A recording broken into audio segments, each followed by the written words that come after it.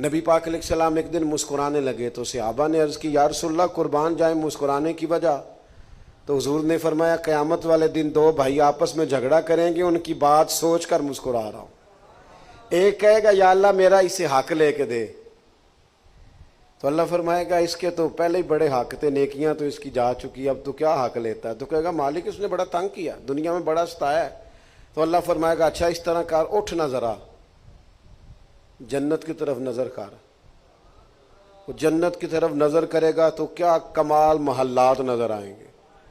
عرض کرے گا مالک یہ کس کو ملے گا؟ شہید کو، صدیق کو، یا اے اللہ سب سے بڑھ کر جو تیرے پیارے انبیاء ہیں ان کے محلات ہیں؟ اللہ فرمائے گا یہ میں نے اس کو دینا ہے جو اپنے بھائی کو معاف کر دے۔ کر دیں گے معاف آج جا کے انشاءاللہ؟ معاف کر دیں گے انشاءاللہ؟ یہ محل اس کو ملے گا جو اپنے بھائی کو آج انشاءاللہ معاف کر دے۔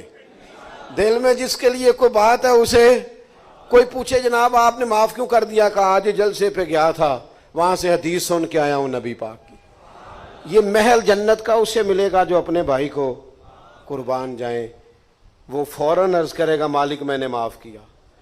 تو اللہ فرمائے گا پھر اس کا ہاتھ پکڑنا جسے تو نے معاف کیا، دونوں کٹھے جنت میں داخل ہو جاؤ۔